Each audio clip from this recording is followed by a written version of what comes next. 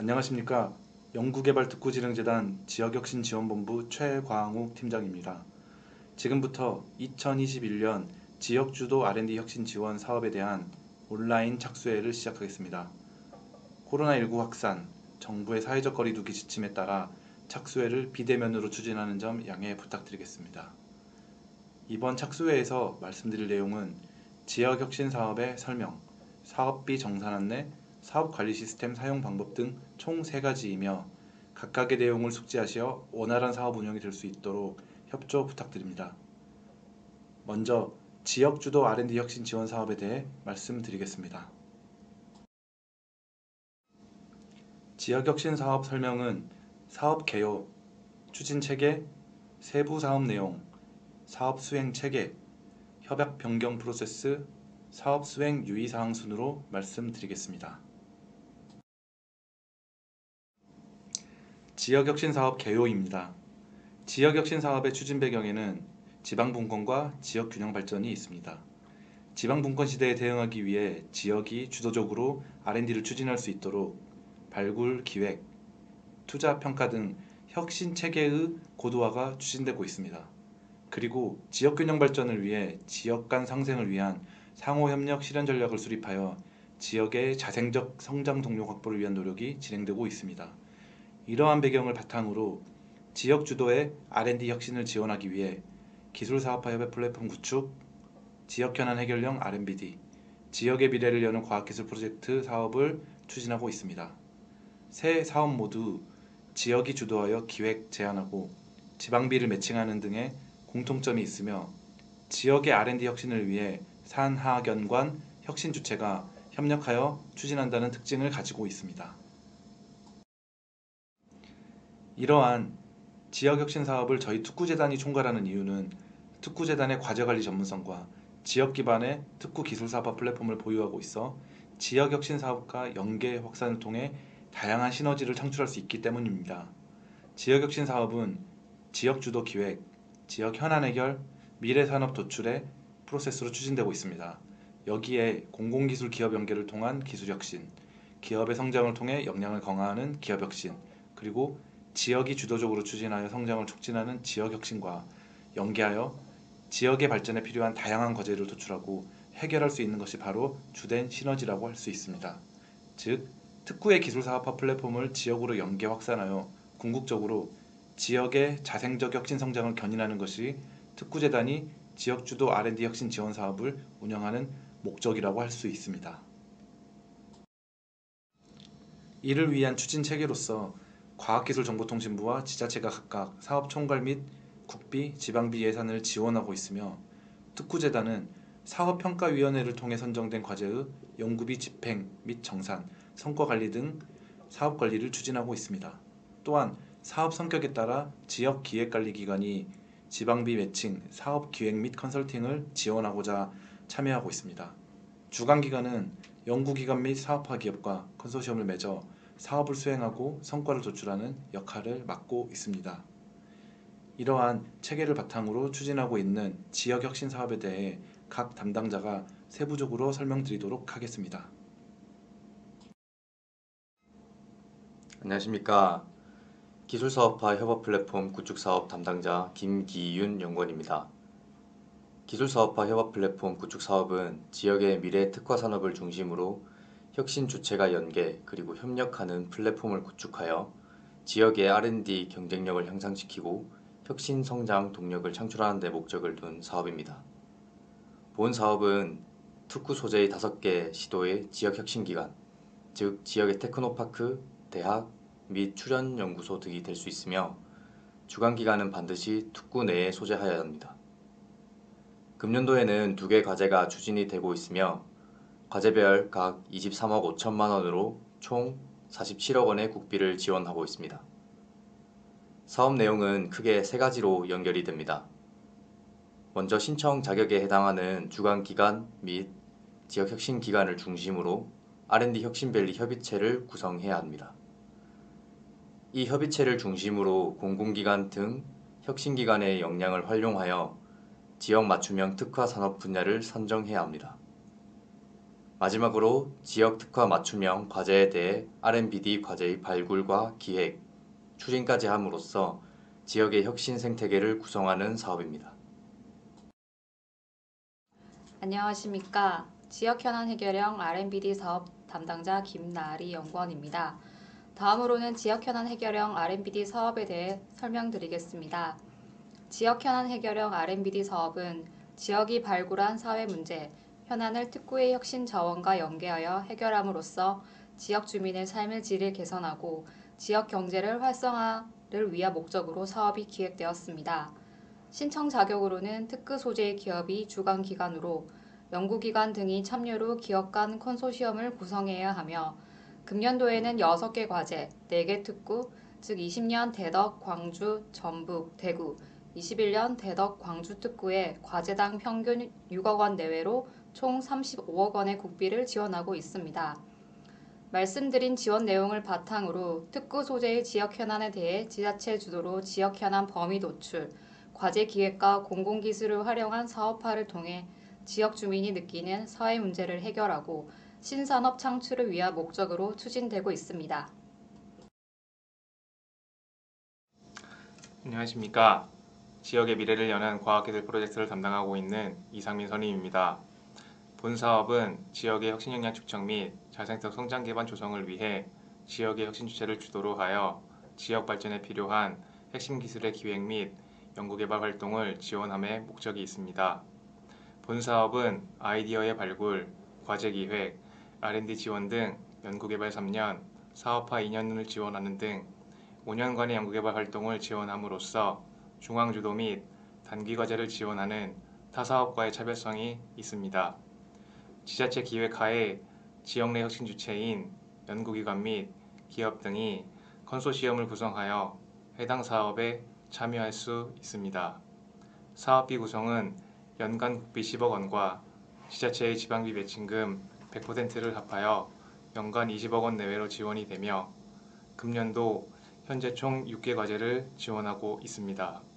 2020년 3개 과제를 계속 지원하고 2021년 신규 3개 과제를 선정하였고 해당 과제 관계자를 대상으로 현재 착수회가 진행되고 있습니다. 앞서 설명하였듯이 해당 사업은 기초 원천 기술 개발인 1단계 지원과 해당 기술의 사업화인 2단계를 지원하게 됩니다. 다만 1단계 사업 종료 이후에 단계 평가를 거쳐 2단계 지원 여부를 결정짓게 되며 혁신번 시행에 따라 매년 치러졌던 연차평가는 재단에서 추진하는 현장조사 및 연차보고서 제출로 가름되오니 이 점 숙지하여 주시기 바랍니다. 본 사업의 추진 절차는 본 슬라이드 하단에 나와 있는 내용과 같으며 문의사항은 담당자에게 문의 바라겠습니다. 다음으로 사업 수행 체계에 대해 말씀드리겠습니다. 전반적인 사업 추진 프로세스는 본 페이지에 나와 있는 그림과 같습니다.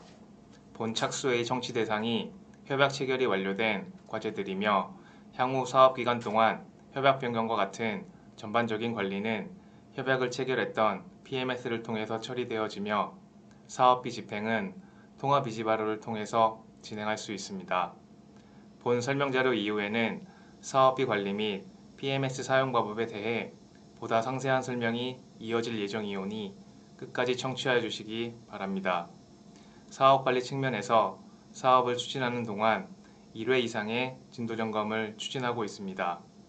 단연도 과제의 경우 연차 종료 이전에 현장 조사를 통해 추진될 예정입니다. 통상적으로 사업 기간의 중간 시점 이후 경과되었을 때 추진하기에 금년도에는 10월 또는 11월 정도에 생각하시면 되겠습니다. 진도 점검은 과제별 분야에 따라 전문가를 통해 주관기관을 방문하여 실시될 예정입니다. 지역사업의 경우 단연도 과제로 구성되어 있기에 단계 내에서는 연차 보고서로 연차 평가를 대신하며 단계 종료 시점에 단계 평가가 실시되겠습니다. 사업비 정산 역시 단계 종료에 따라 실시되며 단계 종료 후 3개월 이내에 재단에서 지정한 위탁 정산 기관을 통해 정산 후 정산금 반납을 실시하게 되겠습니다. 사업기간 중에는 사업비 집행 이외의 모든 처리는 사업관리 시스템인 PMS를 통해 처리되어집니다.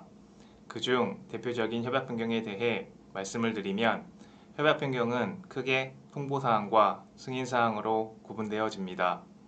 통보사항과 승인사항은 본 페이지 중간에 각각의 사항에 해당되는 변경사항이며 PMS를 통해 신청하시면 과제 담당자가 확인하는 것으로 처리가 완료됩니다. 이때 제출 자료가 미비하거나 잘못 신청된 경우에는 반려 처리가 되며 해당 사유를 확인하시어 재신청하시면 되겠습니다. 승인사항은 관련 법에 따라 전문기관의 사전 승인이 필요한 상황이며 보시는 바와 같이 총 5개 사항에 대해 관리되어집니다. 승인사항의 경우 사안에 따라 전문가로 구성된 위원회를 통해 타당성을 검토하고 승인 여부를 결정하게 되겠습니다. 협약의 변경은 사업이 종료되기 한 달 전까지 가능하며 그 이후에는 PMS 내에서 협약 변경이 비활성화되기 때문에 사업 추진 시 유의하여 주시기 바랍니다. 아울러 원칙적으로 변경사항이 발생한 후 2주 이내에 전문기관에 변경 신청을 하여야 함을 숙지하여 주시기 바랍니다. 통보 및 승인사항 구분이 명확치 않을 경우 해당 담당자와 우선 협의하시어 과제 추진에 문제가 발생하지 않도록 주의 바라겠습니다. 다음은 사업을 추진함에 있어 연구자들이 지켜야 할 사업관리상의 주의사항을 안내드리겠습니다. 사업비는 각 비목별로 사용용도가 정해져 있기에 관련 규정 및 매뉴얼을 통해 확인하여 주시기 바라며 내용을 숙지하시어 집행하시기 바랍니다. 또한 사업비 계좌는 다른 용도의 계좌와 분리하여 관리하여야 하며 사업비는 과제 용도로만 집행하여야 합니다. 용도 외로 사용하거나 허위로 사용한 경우에는 하단의 내용과 같이 제재 조치가 가해지고 사업비를 환수하게 됩니다.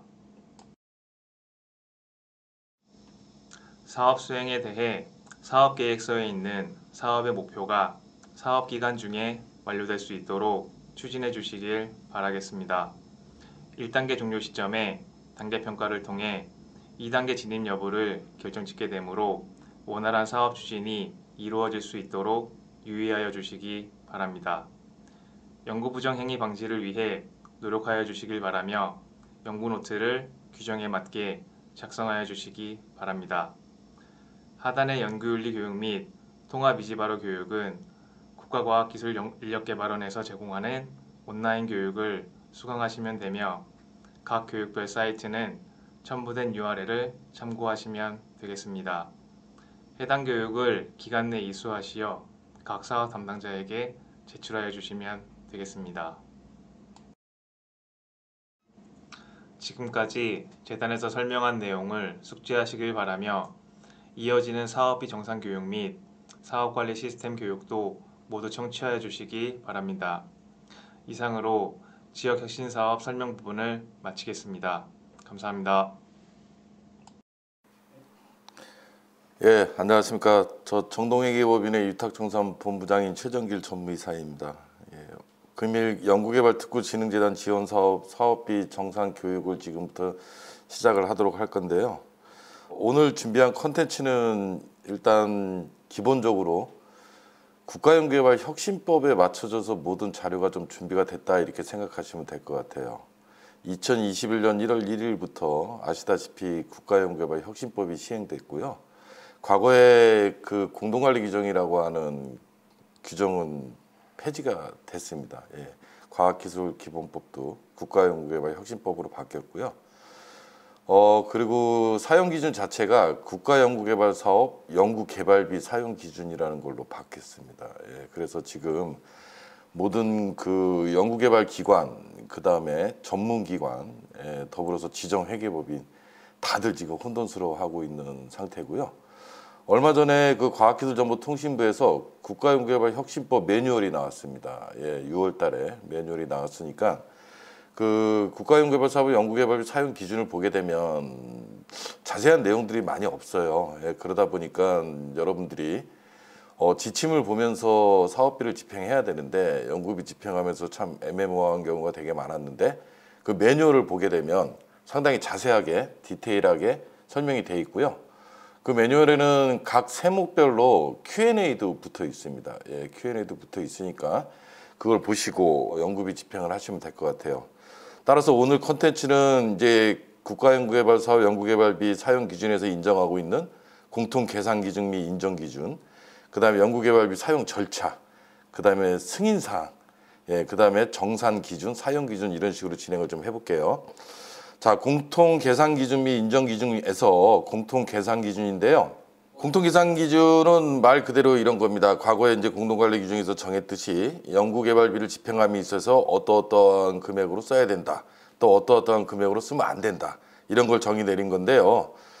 연구개발기관회장은 직접비로 해당 연구개발과제 수행에 필요한 금액을 계산해야 된다. 그리고 간접비는 여러 연구개발과제 수행에 공통적으로 소요되는 비용이다 라고 했는데요. 이거 상당히 중요한 규정입니다.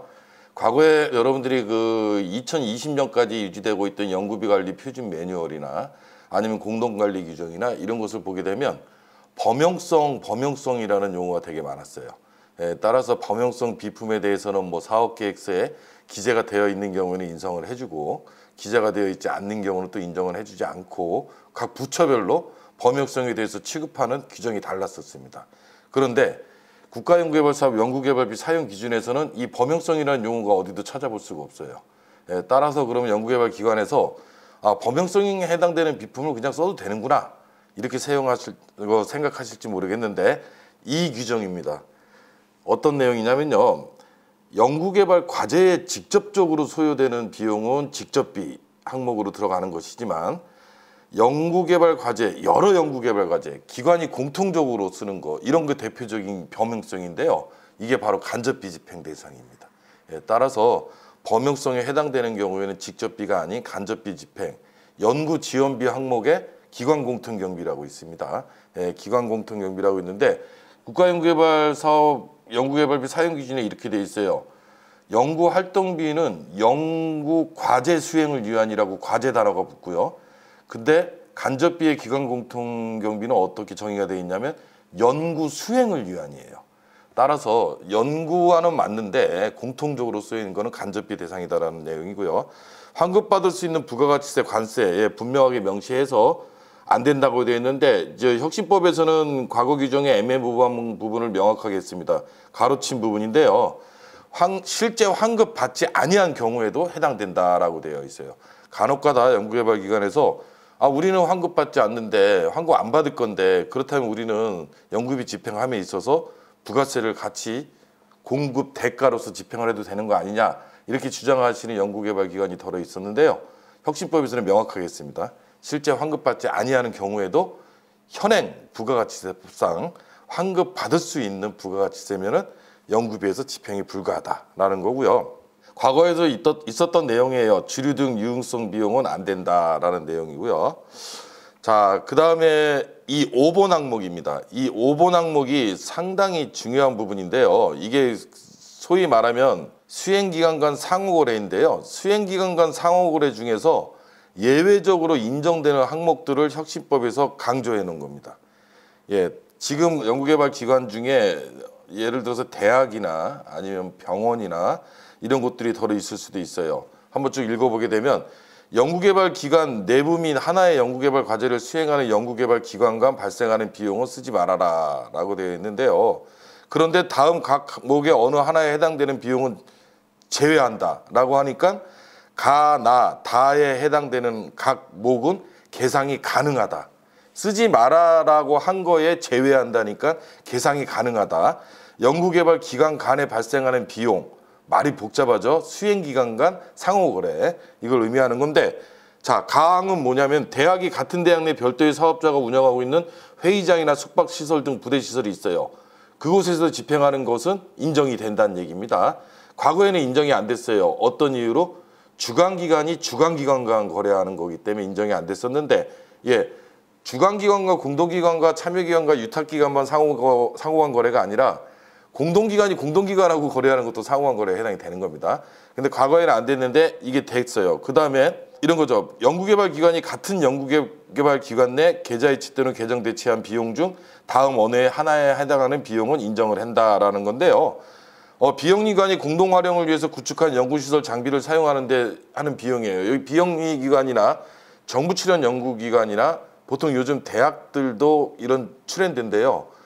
큰 연구시설 장비는 공동으로 관리합니다. 중앙 관리를 하고요. 그 이유는 뭐냐면 뭐 유지보수, 수선 이런 게 더 유리해서 그렇게 중앙 관리하는데 각 연구자들은 그 시설 장비를 이용할 때 그 중앙 관리된 곳에서 시설 장비를 이용하고 감가상각비 등 소정의 비용을 지급하는 거죠.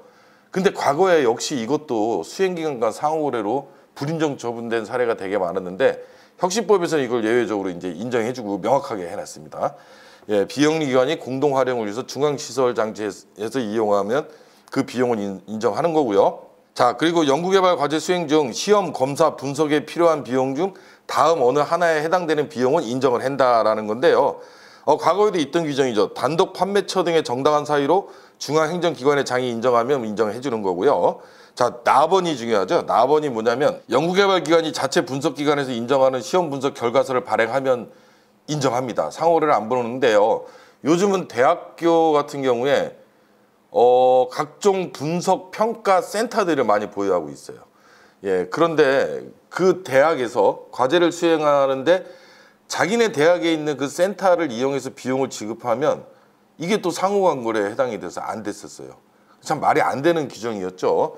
요즘 트렌드 자체가 전문성을 가지기 위해서 각 비영리기관들은 그런 센터들을 보유하고 있는데 가급적이면 내부 시설을 이용하는 게 좋지 않겠습니까? 그걸 인정을 해주는 건데요. 단 전제 조건이 뭐냐면 분석 결과서가 나와야 됩니다. 분석 결과서가 나오지 않으면 인정 대상이 아니에요. 왜냐하면 분석 결과서를 제시하지 못할 정도의 센터는 센터로서의 가치로서 인정을 안 해주는 겁니다. 따라서 분석 결과서가 나오는 경우는 인정이 되는 거고요.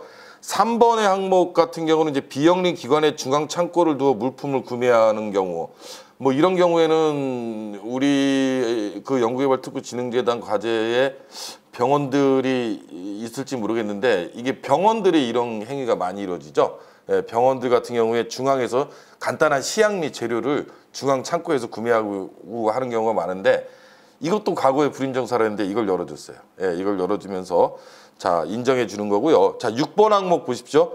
6번 항목 불인정 사례인데 이 규정이 이번에 혁신법에서 추가된 항목입니다. 산자부나 중소벤처기업부 과제처럼 영리기업을 대상으로 연구개발기관이 영리기업이 많은 부처들은 이 규정이 있었는데 우리 과거에 과기부의 연구개발 처리기준 과학기술 분야 연구개발배 처리기준에 이 규정이 없었어요. 근데 혁신법에 이게 들어간 게 뭐냐면 인적 물적 구분이 명확하지 아니한 계열사 또는 기관 간 발생하는 거래 안 된다는 겁니다. 물적이 구분이 곤란한 건 뭐냐면 지분이 형성돼 있다는 것을 의미하는 거고요. 인적인 경우에는 임원이 같다던가 아니면 대표자의 특수관계자인 배우자가 하는 기업이라든가 대표자의 존비속이 운영하는 회사들 간의 거래 이런 것들이 인적 물적 구분이 명확하지 않은 기업 간이고요. 우리 수행기관의 계열사, 관계회사, 지분이 얼마 정도 좀 가지고 있는 회사들 아니면 우리가 연구개발기관인데 우리의 지분을 갖고 있는 회사 이런 회사들 간의 거래는 하지 말라라는 건데요. 이 취지는 뭐냐면 연구개발을 위해서 지원해주는 지원금을 가지고 그와 특수관계가 형성돼 있는 어떤 회사가 또 다른 매출 창출을 하는 게 옳지 않다. 그 취지입니다. 예, 그래서 이건 되게 중요한 거고 아주 신경 많이 써야 돼요. 왜냐하면 우리 연구개발특구진흥재단 과제를 수행하시는 연구개발기관에서 과거에 몰랐던 규정이기 때문에 이 규정을 신경 많이 쓰셔야 됩니다. 예. 나머지 비용들은 이제 한번 읽어보면 되는데요. 1, 2, 3, 4번 항목을 한번 좀 말씀드려 볼 건데 이게 이제 뭐냐면 언제까지 연구개발비를 써도 되냐라는 내용인데요. 이거죠. 연구개발비는 당연히 연구개발 종료일 이전까지 사용하는 게 원칙입니다. 여기서 연구개발 기간이라 하면 혁신법에서는 연차평가가 폐지되기 때문에 당해년도, 해당년도라는 개념은 없어졌어요. 이제 혁신법에서 의하는 연구개발 기간은 단계 기간을 의미합니다. 단계 기간 또는 전체 기간. 단계로 구분되어 있는 과제는 단계 기간을 의미하는 거고요. 단계로 구분되어 있지 않는 경우는 총 연구 기간을 의미하는 겁니다. 따라서 총 연구 기간이 3년인데 1년차, 2년차, 3년차, 1년차에 해당되는 연구 기간을 의미하는 건가요? 아니죠. 3년 전체를 의미하는 겁니다. 이렇게 바뀌었고요. 따라서 연구개발 기간 종료일 이전에 사용하는 게 원칙인데 지금 까만색으로 좀 강조드렸어요. 예를 들어서 보고서 발간 및 평가 관련 비용, 정산 수수료, 공공요금 제세 공과금, 그리고 연구수당. 그리고 이거는 이제 열거된 거니까 이런 항목들은 언제까지 써도 된다는 얘기인데 이게 언제까지냐면 연구개발비 사용실적 보고일까지는 써도 됩니다. 연구개발비 사용실 이런 항목들은. 근데 연구개발비 사용실적 보고일이 언젠데요? 예, 연구기간 종료일 3개월 이내에 보고하도록 돼 있죠. 예, 그래서 연구개발비 사용실적 보고일은 연구기간 종료일 3개월 이내인데 보고서 발간 및 평가 관련 비용, 정산수수료, 공공요금, 제세공과금, 연구수당 열거된 거고요. 자, 세 번째 항목인데요. 연구개발기간 종료일 이전에 원인행위가 이루어졌으면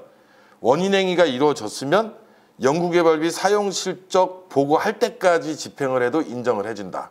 그런데 그럼 원인행위가 어떤 행위가 원인행위인지 모르시죠? 예, 국가를 당사자로 하는 계약에 관한 법률에 의하면 원인행위는 계약을 의미하는 거더라고요. 따라서 국가계약법상을 따라야 될 것 같은데 플레임은 국가를 당사자로 하는 계약에 관한 법률입니다.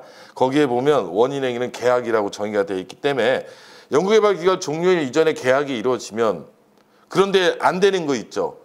예, 이렇다고 하더라도 안 되는 게 뭐냐면 바로 연구시설 장비비 안 되잖아요.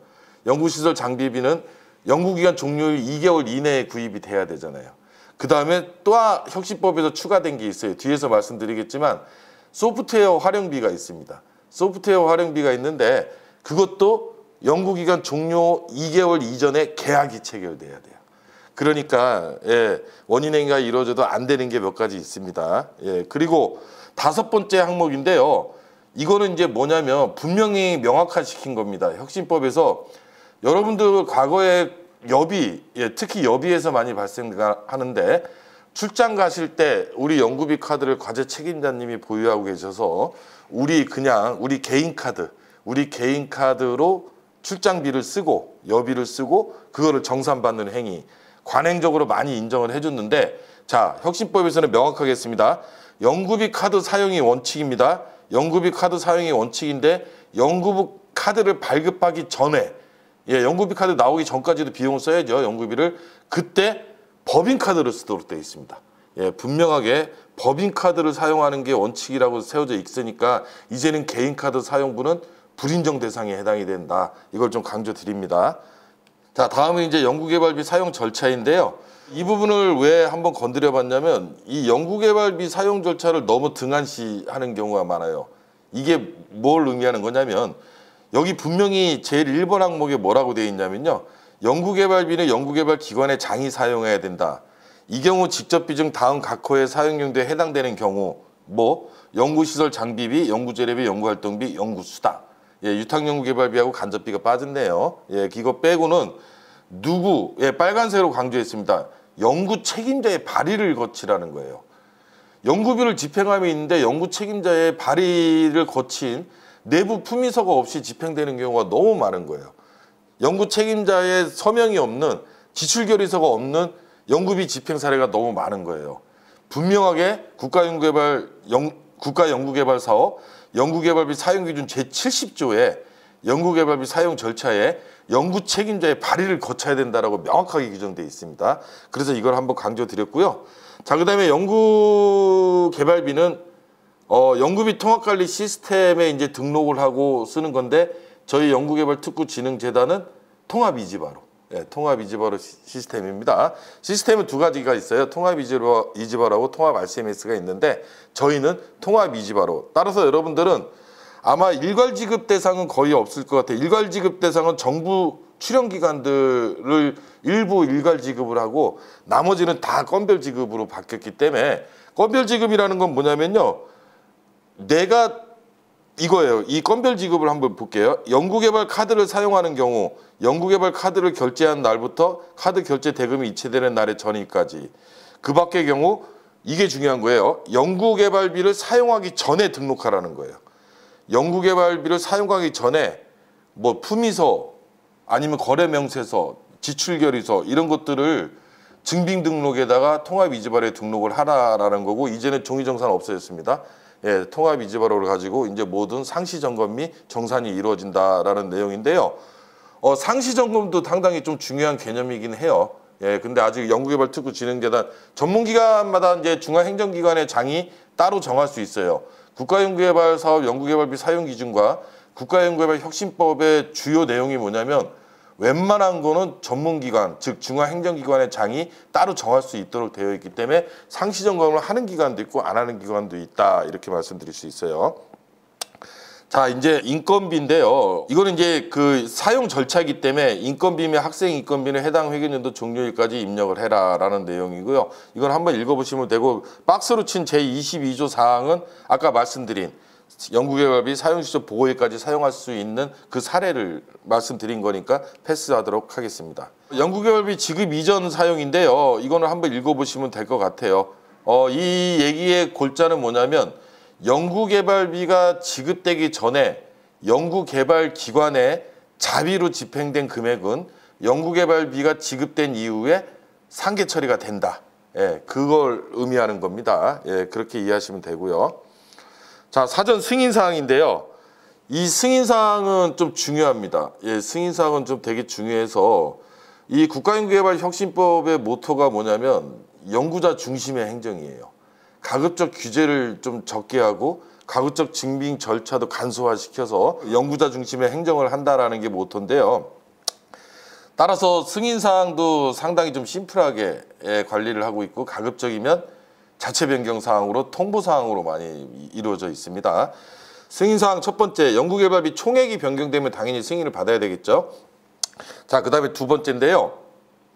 아까 말씀드렸어요. 연구개발 기간은 단계기간 또는 총연구기간이라는 개념으로 바뀌었다라고 했고, 3년짜리 기간이라면 1차 년도, 2차 년도, 3차 년도에 연도별로의 연구개발비가 있는데, 이겁니다. 연도별 정부 출연 연구개발비죠. 정부 출연금이라고 하죠. 연도별 정부 출연금과 기간부담금이 변경될 때 연도별로 이때 승인 받으셔야 되는 거예요. 기간부담금은 과거의 민간부담금이에요. 과거의 민간부담금이 기간부담금이라는 용어로 바꿨어요. 예, 기간부담금에 뭐가 있냐면 현금부담과 현물부담이 있죠. 그 내용을 바꾸려고 했을 때도 승인 받으셔야 된다라는 내용입니다. 괄호에 쳐 있죠. 현금 부담 금액과 현물 부담 금액의 변경을 포함한다라고 돼 있어요. 그리고 간접비 총액이 변경되면 간접비 총액 증액을 하려는 경우 총액이 변경 승인 사항이고요. 자, 4번 항목입니다. 이 4번은 네 번째 항목인데요. 없던 규정이 생겼어요. 혁신법에서 강조드립니다. 영리기관만 해당이 됩니다. 영리기관은 국가연구비사업 연구개발비 사용 기준에 어떤 내용이 추가됐냐면, 영리기관 인건비는 현금 인건비는 현금 연구개발비의 50%까지 인정이 안 돼요. 현금 인건비는 현금 연구개발비의 50%까지밖에 인정이 안 되는 거로 개정됐고요. 자, 그리고 이겁니다. 영리기관이 현금으로 계상하려는 인건비, 현금 인건비가 변경돼요. 증액이 될 수도 있고 감액이 될 수도 있어요. 증감액이 발생되면 승인사항이에요. 과거에는 자체적으로 그냥 처리하면 됐는데, 영리기관은 현금 인건비의 증감액이 발생되면 사전에 전문기관의 승인을 득하셔야 됩니다. 아주 중요한 내용이에요. 이거는. 자, 그 다음에 뭐 유탁연구개발비가 원래 계획보다 20% 이상 증액되는 경우, 뭐 이런 건 다 알고 있었던 내용이고요. 뒤에 가면 승인사항이 또 있어요. 아까 말씀드렸죠. 그 영리기관은 현금 인건비는 현금 연구개발비의 50%까지밖에 인정이 안 되는데 50%를 초과하여 사용하려면 전문기관 승인사항. 그 다음에 이따 나오겠지만 외부 전문기술 활용비라는 게 생겼는데요. 외부 전문기술 활용비는 직접비의 40%까지입니다. 근데 직접비의 40%를 초과하게 하려면 역시 승인사항. 이렇게 승인사항 몇 가지가 좀 추가된 경우는 좀 있어요. 자, 과거에도 있던 규정입니다. 3천만 원, 3천만 원 부가세 포함, 부대비용 포함, 3천만 원이 넘는 연구시설 장비를 계획되지 않은 거를 사려고 할 때, 계획되지 않은 걸 사려고 할 때, 계획이 됐는데 변경해서 사려고 할 때, 예, 계획이 됐는데 변경해서 사용할 때, 자, 계획이 됐는데 안 살려고 할 때 3천만 원짜리 이상짜리를 계획된 이 세 가지 사유는 사전 승인 사항이다라는 거고요. 당연히 뭐 3천만 원 이상 되는 거는 공동으로 활용 가능한 연구시설 장비 제우스 등록 대상인 건 알고 계실 테고요. 예, 이런 승인 사항은 꼭 주의하셔야 됩니다. 연구개발비를 집행함에 있어서 사전에 전문기관의 승인 사항을 득하지 않고 집행을 하게 되면 사후적으로 정상 과정에서 불인정 처분됩니다. 예, 환수 조치가 되니까 승인 사항을 좀 강조드리고요. 자, 이제 협약의 변경인데요. 아까 말씀드린 거는 승인을 받아야 되는 거고 대통령령으로 정하는 경미한 사항이라 그래서 통보 사항으로 바뀌었는데 이 통보는 그럼 뭐냐? 뭐 내가 이걸 하면은 어떻게 통보하는 거냐? 뭐 전문기관에다가 뭐 공문을 내야 되는 거냐? 아니요. 밑에 세 번째 먼저 볼게요. 3번 항목인데 통보라는 건 뭐냐면 통합정보 시스템에 이 변경된 내용을 그냥 등록하면 통보가 됐다라고 보는 거예요. 통합정보 시스템이 뭡니까? 통합이지 바로 왜? 인건비 계상률의 변경이나 뭐 참여 연구원들의 변경이나 아주 사소한 변경은 그냥 통합이지 바로에다가 변경 등록을 하면 통보를 한 걸로 인정이 된다라는 내용이고요. 자, 네 번째는 이제 정상 기준인데요. 정상 기준의 본 페이지는 그냥 한번 읽어보시면 돼요. 예, 연구개발비 계산 기준, 인정비 이런 게 있다라고 한번 읽어보시면 될 것 같고요. 자, 7번 항목과 8번 항목을 좀 강조드리겠는데요. 이 정상 기준에 뭐가 있냐면 과거에 현물에 대해서 정산을 받느냐 안 받느냐, 정산을 하느냐 안 하느냐, 영리기관은 정산을 하냐 비영리기관은 하지 않느냐 각 부처별로 되게 많았어요. 예, 의견이 다 분분했고요. 그런데 혁신법에서는 통일화시켰습니다. 현물에 대해서 현물부담 확인서를 제출하면 정산을 가름해버려요. 예, 따라서 특별하게 각 전문기관마다 중앙행정기관의 장이 따로 정할 수는 있겠는데 특별하게 현물에 대해서 정산이라는 절차를 취할 필요가 있다라고 생각되는 것은 정산할 수는 있습니다.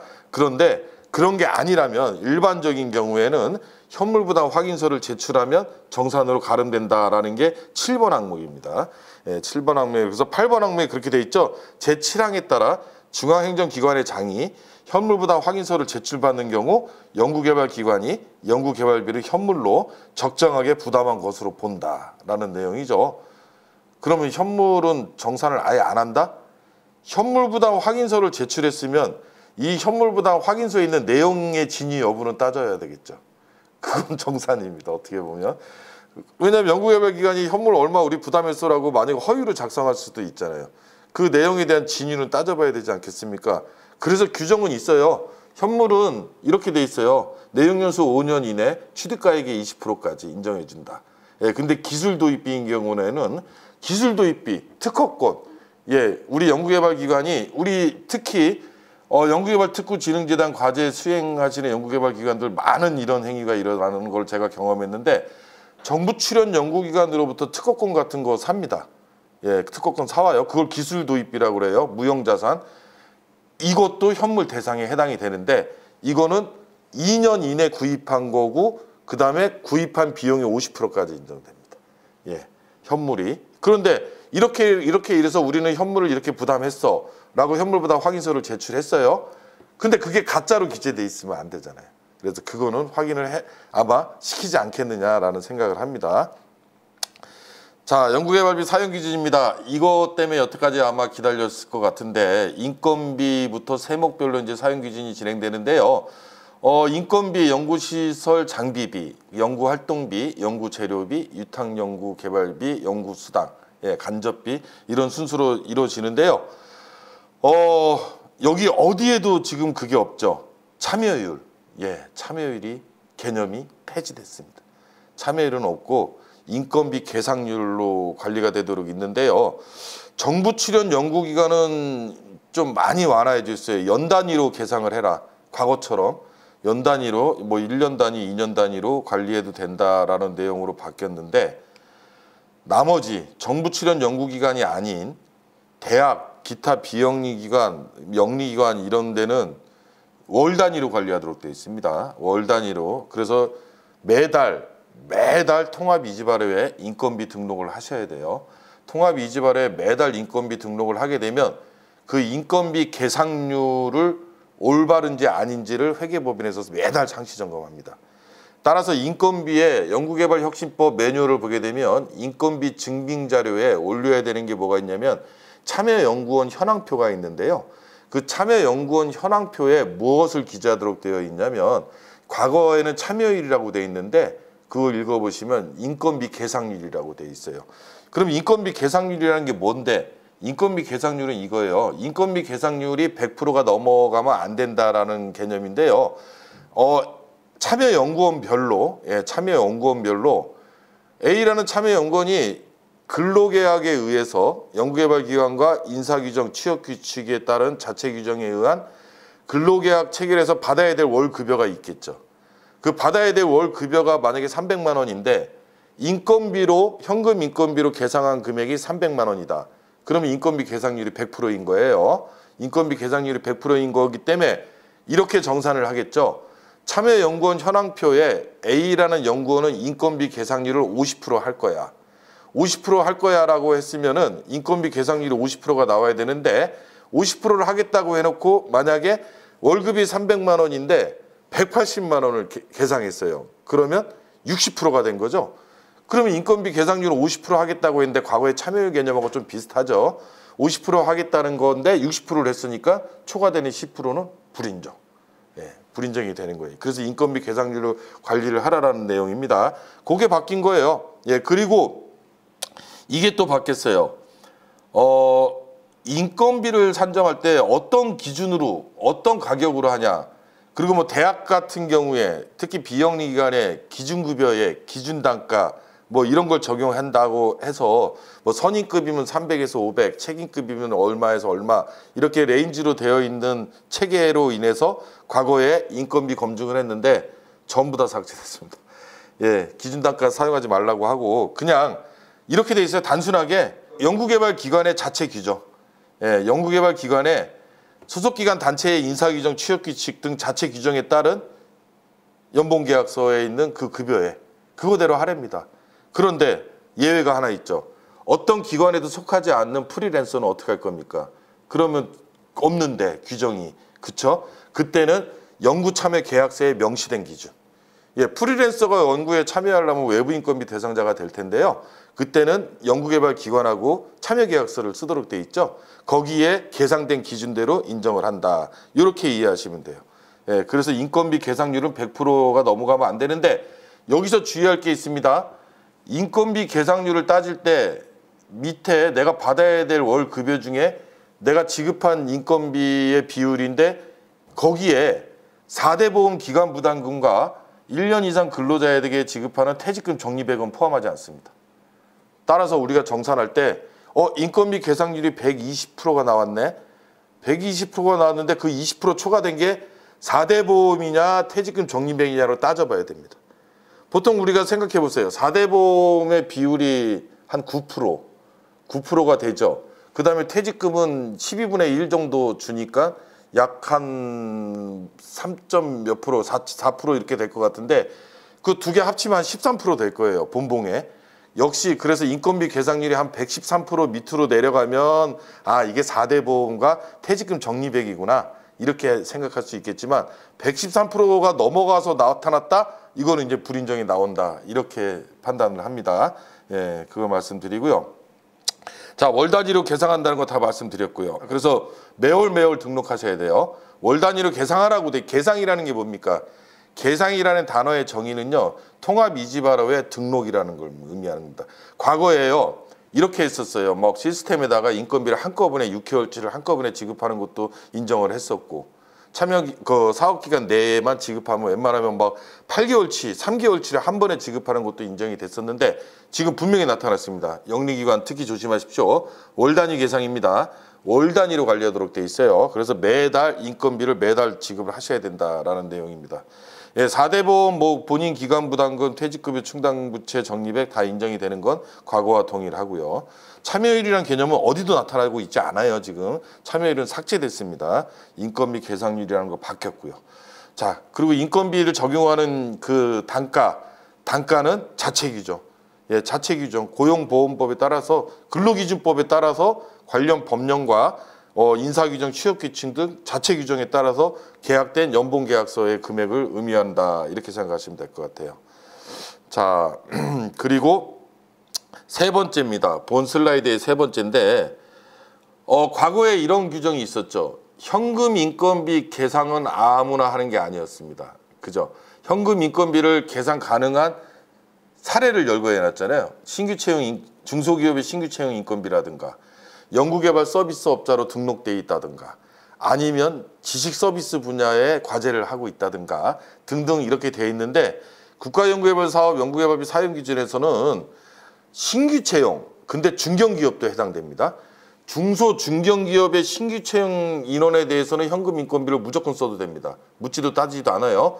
근데 나머지 현금 인건비가 가능한 거는 그 밖에 중앙행정기관의 장이 필요하다고 인정되는 경우이니까 우리 같은 경우는 연구개발특구진흥재단에서 별도로 관련 규정과 지침에 현금 인건비가 가능한 사례를 열거를 한다면 거기에 해당돼야지만 현금 인건비가 지급이 되는 거예요. 안 그러면 현금 인건비 사용 못한다는 뜻입니다.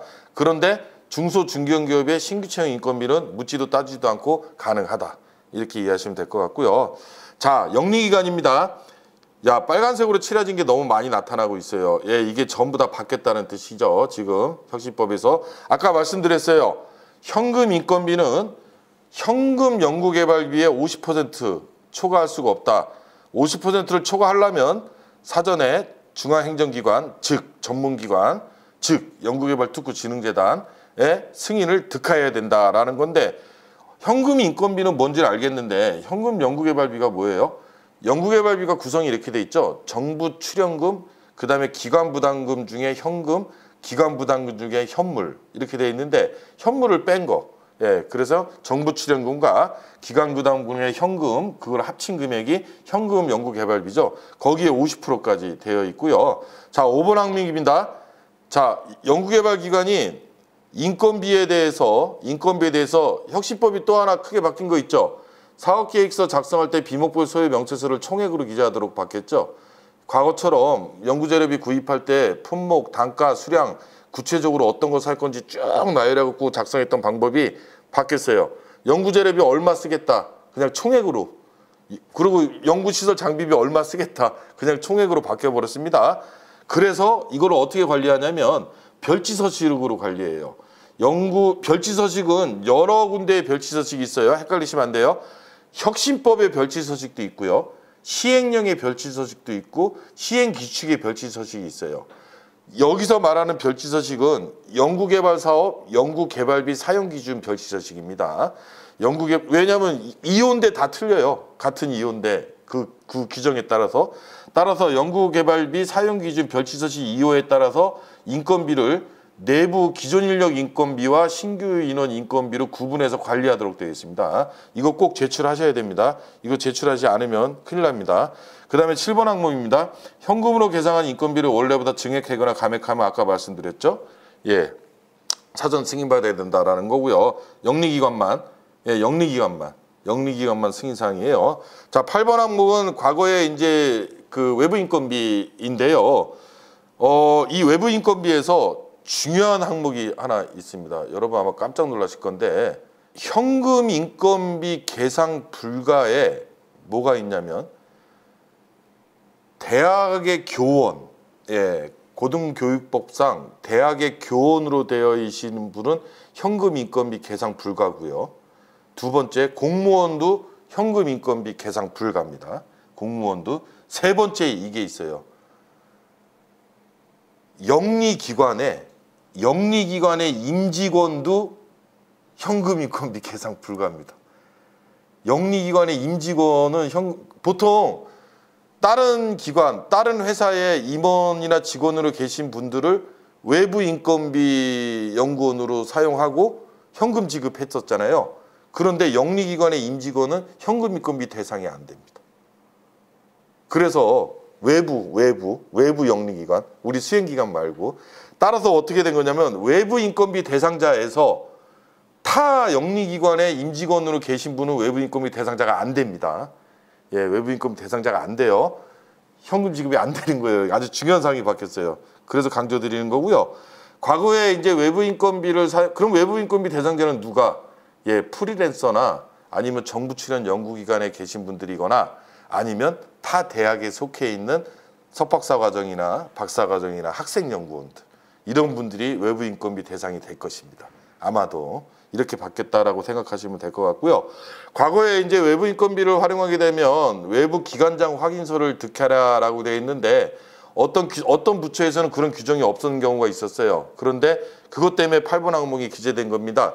외부 인건비를 하면 그 다른 기관 소속돼 있다면 특히 타학교 학생들 속해 있으면 여기서 주의해야 될 겁니다. 타학교 학생들하고 다이렉트로 계약 맺어가지고 참여시키면 안 됩니다. 그러면 그 기관에 외부 기관장 확인서를 나중에 득하지 못해요. 그래서 타학교 학생들을 참여연구원으로 외부 참여연구원으로 활용하시려면 꼭 그 기관에 승인받으세요.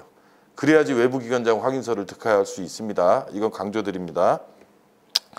자, 연구시설 장비비인데요. 연구시설 장비비는 크게 바뀐 게 없어요. 예, 크게 바뀐 게 없습니다. 그래서 한번 읽어보시면 돼요. 한번 읽어보시면 되는데 뭐 굳이 바뀌었다고 하면 연구개발 기간의 개념이 바뀐 거죠. 단계기간 종료 2개월 이전, 최종기간 종료 2개월 이전이다. 이렇게 생각하시면 될 것 같아요. 한번 그냥 쭉 읽어봐도 되는 사항인지라 예, 그냥 패스하도록 하겠습니다. 자, 현물에 대한 내용이에요. 현물에 대한 내용인데 이것도 한번 읽어보시면 될 것 같아요. 아까 3천만 원 이상짜리 제우스 등록해야 된다라고 되어 있습니다.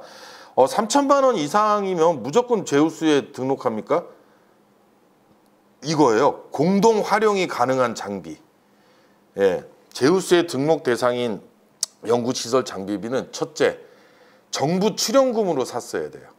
기관 부담금으로 산 건 등록 대상이 아닙니다. 정부 출연금으로 샀어야 되고 두 번째, 부가세 포함, 부대 비용 포함 3천만 원이 넘어가야 돼요. 두 번째.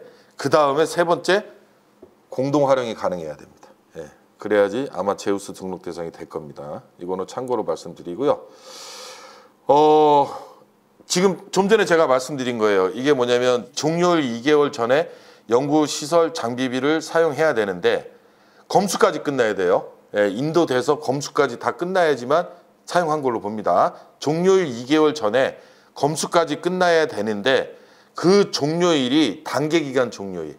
예, 그런 걸로 바뀌어요. 그러니까 단계가 3년짜리 단계를 하고 있다. 근데 1차년, 2차년, 3차년을 하고 있는데 우리가 지금 2차년을 수행하고 있다. 그러면 종료일은 2차년 종료 2개월이 아니라 3차년 끝. 단계기간 종료 2개월 전까지 구입하시면 됩니다. 이제 이런 거 질문 안 하셔도 돼요. 예. 자, 연구 재료비는 한번 읽어보시고, 바뀐 게 없으니까 읽어보시고 되고요. 많이 바뀐 연구활동비를 좀 강조드리고자 패스할 건 패스 시켰습니다. 예, 연구활동비인데요. 연구활동비 중에서 이렇게 돼 있어요. 연구활동비 사용 용도를 아예 정해버렸어요. 지식재산 창출 활동비, 뭐 외부 전문기술 활용비, 회의비, 출장비, 소프트웨어 활용비, 연구실 운영비, 연구인력 지원비, 종합사업 관리비, 그 다음에 그 밖의 비용. 따라서 1번부터 8번까지 해당되는 게 없어요. 우리가 집행을 했는데. 그럼 통합이지발에 어디다 놓지? 예, 그 밖의 비용으로 넣으시면 됩니다. 예, 그걸 강조드리고. 이거 많이 질문하시더라고요. 우리가 뭘 이렇게 썼는데 1번부터 8번 항목에 해당될 것 같지가 않아요. 통합이지발에 어떤 세세목을 써야 되죠? 그 밖의 비용. 예, 그 밖의 비용입니다. 그리고 연구인력 지원비라는 세세목이 생겼는데 이게 바로 뭐냐면 연구와 연구개발 과제와 직접 관련된 교육훈련비, 학회 세미나 참가비. 뭐 과거에 많이들 했었잖아요. 그 다음에 야근식대.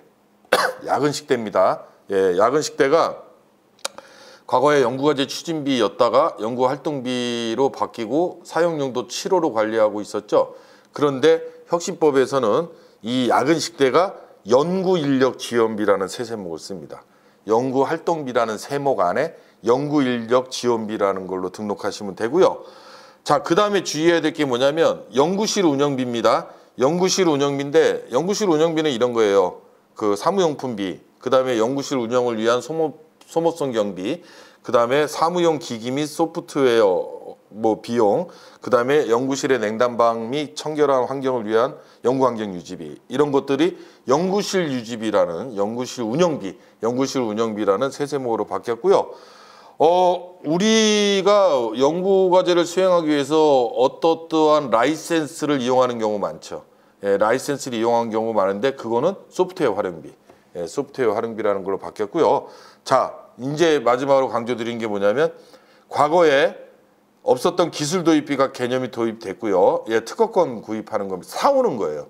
특허를 출원하는 게 아니라 우리가 특허를 출원하는 비용은 간접비의 성과 활용 비용으로 쓰는 거고 특허를 사오는 비용, 예, 그걸 기술 도입비라고 하고 그 다음에 전문가 활용비, 그 다음에 과거에 연구개발 서비스 활용비 이 세 개를 묶어서 예, 외부 전문기술 활용비라는 세세목이라는 걸 바뀌었는데 이 외부 전문기술 활용비 주의사항입니다. 영리기관 조심하십시오. 영리기관 외부 전문기술 활용비 캡 씌워놨습니다. 직접비의 40%까지. 이따가 또 말씀드리는데 직접비의 40%까지 밖에 인정이 안 돼요. 주의하셔야 돼. 영리기관은. 그럼 이 직접비에는 현금만? 아니요. 현물도 포함. 예, 현물도 포함. 그거의 40%다. 이렇게 생각하시면 되고요. 이제 바로 나오네요. 외부 전문기술 활용비는 전 기관 전부 다예요. 예, 굳이 영리기관만 해당되는 게 아니고 전부 다 외부 전문기술 활용비는 직접비의 40%다. 비영리, 대학 다 마찬가지입니다. 그런데 외부 전문기술 활용비를 40%가 넘어갈 것 같아. 우리 요번에 임상시험 하는데 임상시험비 비싼데 그래서 40%가 넘어갈 것 같아요. 초과되는 것 같으면 사전에 전문기관 승인 받으셔야 돼요. 꼭 승인 신청하셔야 됩니다. 이거 승인 받지 않으면 예, 불인정 처분되고요. 그 다음에 그 회의비에 대한 증빙을 좀 명확하게 해놨죠. 10만 원이 넘냐, 10만 원이 넘지 않느냐라고 해서 10만 원 이하인 경우에는 내부 결제 문서로 회의록을 대신할 수 있다라고 되어 있기 때문에 뭐 서명이 없어도 됩니다. 예. 그리고 매뉴얼을 보게 되면 회의록에도 10만 원이 안 되면 서명까지 요하지 않아요. 예, 서명까지 요하지 않는 걸로 나와 있고요. 그 다음에는 다음을 한번 넘어가 볼게요. 그 국외 출장비인데 뭐 출장 계획서 갖고 있어야 된다 이런 건 다 알고 계셨던 내용이고요. 8번 항목 강조드리겠습니다. 예, 사용 계약, 예, 라이센스인데요. 라이센스를 우리가 계약하고 소프트웨어 활용비로 쓸 수 있는데 예, 연구기간 종료 2개월 전에 계약이 돼야 돼요. 이걸 강조드리려고 하는 겁니다. 연구기간 종료 2개월 전에 계약이 됐어야 되고요. 자, 과거에 이런 거 있었죠. 우리가 12월 31일 날 과제가 종료되는데 7월 1일 날에 라이센스 계약을 맺고 1년짜리 라이센스 계약을 맺었을 때 12월 31일까지는 인정을 해줬어요. 근데 다음 년도 1월부터 6월분은 과제기간 이후 기간이라고 인정을 안 해줬죠. 안분 계산해서 불인정 처분했어요. 그게 너무 불합리하다. 왜? 라이센스는 1년 단위로밖에 계약이 안 되는 걸 그럼 우리 보고 어떡하라는 거야? 그래서 형식법에서 마지막 9번 항목을 집어넣었어요. 예, 사용계약 단위가 최소 단위임을 소명하면은 그 기간 전부 다 인정합니다. 즉, 1년 단위로밖에 계약이 안 돼. 그러면 1년 단위 계약하신 거 다 인정해 준다는 거예요. 그런데 만약에 월 단위로 계약이 돼. 그러면 종료 월까지만 하셔야 되죠. 그러니까 사용 계약이 최소 단위임을 소명하면 그 기간까지는 전부 다 인정되는 걸로 바뀌었다라는 내용이고요. 자, 연구실 운영비, 영리기관만 해당됩니다. 이거 조심하십시오. 영리기관은 연구실 운영비를 집행하려고 할 때 별지서식 3호로 관리되어 있습니다. 여기서 강조드립니다. 영리기관은 별지서식 3호로 밑에 빨간색으로 되어 있는 2번입니다. 영리기관의 장은 연구실 운영에 필요한 소모성 경비 계상 불가. 아예 연구실 운영비에는 소모성 경비와 사무용 기기 및 사무용 소프트웨어 소요되는 비용과 연구환경 유지비 세 가지 항목으로 구성이 되어 있는데 이 3호 서식을 보게 되면 소모성 경비는 아예 집행 불가라고 아예 찍혀 있어요. 그러니까 영리기관은 연구실 운영에 대한 소모성 경비 못 씁니다. 그러면 사무용 기기 및 사무용 소프트웨어와 연구환경 유지비는 쓸 수 있냐? 예, 쓸 수 있어요. 근데 어떻게 해야지 쓸 수 있냐면 이 별지서식 3호로 서식을 작성해야 됩니다. 협약할 때 별지서식 이 연구개발비 사용 기준에 있는 별지 제3호 서식을 작성해서 연구개발 계획서에 첨부한 경우만 인정합니다. 이거 첨부되지 않으면 인정 안 해요. 예, 첨부되지 않으면 인정 안 하고요. 자, 그 다음에 그 연구활동비에서 여러분들이 좀 주의해야 하는 게 뭐냐면 전문가 활용비인데 전문가 활용비에 우리 수행기관 사람들은 전부 다 전문가 활용비 못 쓰나요? 그리고 수행기관 간 전문가 활용비 못 쓰나요? 예, 영리기관은 못 씁니다. 영리기관은요 최소 단위 분조서 따지지 않아요. 그냥 동일 연구개발기관에 속해 있는 사람은 전문가 활용비를 아예 영리기관은 못 쓰도록 되어 있습니다. 혁신법이 그게 좀 바뀌었죠. 그런데 정부 출연, 대학, 기타 비영리기관은 달라요. 예, 영리기관은 아예 못 쓰고요. 정부 출연기관, 대학, 기타 비영리기관은 최소 단위 부서가 틀리면 돼요. 예, 수행기관간도 마찬가지입니다. 수행기관간도 최소 단위 부서가 틀린 분은 예를 들어서 주관기관이 공동개발기관에 어떤 사람을 활용해도 최소 단위 부서가 틀리면 최소 단위 부서는 어떤 부서? 예, 공동개발기관의 연구를 주관하는 그 부서와 전혀 최소 단위 부서가 다른 부서에 계신 분을 전문가 활용비를 쓸 수 있다는 거예요. 예, 상호거래가 안 된다는 거예요. 예, 그 혁신법 매뉴얼에 그렇게 표로 나와 있습니다. 예, 그거 한번 매뉴얼 보시면 자세히 알 수 있고요. 근데 영리기관은 안 돼요. 영리기관은 안 됩니다. 동일 연구개발 기관 내에 있는 사람은 최소 단위 부서 틀려도 못 쓰게 돼 있어요. 전문가 활용비. 예, 그걸 좀 강조 드리고요.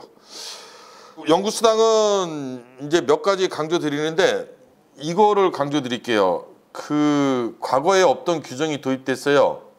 어떤 게 도입됐냐면 연구수당을 지급할 때 물론 2인 단독과제가 참여연구원이 혼자가 아닌 경우는 단독은 집행이 안 되고 2인 이상 집행이 돼야 될 텐데 2인 이상 집행이 될 때 1인 최대 지급률이 정해졌어요. 70%로.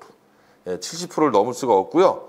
그 다음에 두 번째 명확하게 한 게 뭐냐면 연구수당을 지급할 때는 기여도 평가를 해야 되는데 기여도 평가를 누구까지 해야 되느냐가 참 문제가 많았었죠. 과거 규정이 명확하지 않아서. 근데 혁신법에서는요. 기여도 평가 대상은 참여연구원 전부 다. 예, 참여연구원 전부 다 기여도 평가 대상입니다. 따라서 기여도 평가서에 참여연구원은 전부 다 들어가 있어야 돼요. 예, 그거 빠져 있으면 올바른 기여도 평가서가 아닙니다. 이게 바뀐 거예요. 바뀐 거 위주로 좀 강조드리고 자, 그 다음에 이게 바뀌었죠. 제가 말씀드린 자 4번 항목에 있죠. 참여 연구자 전부를 대상으로 하는 기여도 평가가 이루어진다라는 내용이고요. 70% 초과하면 안 된다는 내용이 있고요. 뭐 20% 초과한 금액 뭐 이거 안 된다는 건 이미 알고 있을 텐데 이 마지막 식이 추가됐어요. 마지막 식. 이게 뭐냐면 이거 복잡해서 무슨 말인지 못 알아듣겠어. 아마 그럴 거예요. 해설해 드리겠습니다. 자, 내가 직접비를 계획보다 80%보다 적게 집행하면 연구수당도 그 적게 집행한 비율만큼 집행하면 안 된다. 이렇게 이해하시면 돼요. 즉 79% 집행하면 1% 연구수당 집행하면 안 됩니다. 계획 대비 70% 집행하면 10%. 그러면 81%는 괜찮습니다. 80%까지는. 직접비를 80%까지 집행한 거는 그냥 다 집행한 걸로 보기 때문에 연구수당 100% 다 집행해도 좋다라고 하는 건데 80%가 안 돼요. 집행된 비율이. 그러면 그 안 되는 비율만큼은 미안하지만 연구수당도 감액해서 사용해. 이 뜻이에요. 이게 추가된 거예요. 80%를 생각하시면 됩니다. 예, 그래서 해설해드렸고요. 자, 다음은 이제 간접비인데요. 이 간접비는 꼭 읽어보십시오. 예, 강조드립니다. 국가연구개발사업 연구개발비 사용 기준을 보게 되면 그 페이지 수를 보면 연구활동비 페이지보다 간접비 페이지가 더 많아요. 예, 그 이유는 뭐냐면 국가연구개발사업 혁신법 시행하면서 가급적이면 연구와 유관되게 집행된 비용은 인정을 해주기로 했습니다. 예, 사업계획서에 명시되지 않는 집행도 연구와 유관되면 집행 가능하도록 바뀌었어요. 예, 연구자 중심 행정이기 때문에 그래서 열거를 많이 안 해놨어요. 열거를 많이 안 해놨는데 대신 간접비에 열거를 많이 해놨어요. 그 이유가 뭐냐면 간접비에 열거된 항목에 해당이 되면 직접비를 쓰지 못하게 하려고 한 겁니다. 예, 인력지원비 있고요.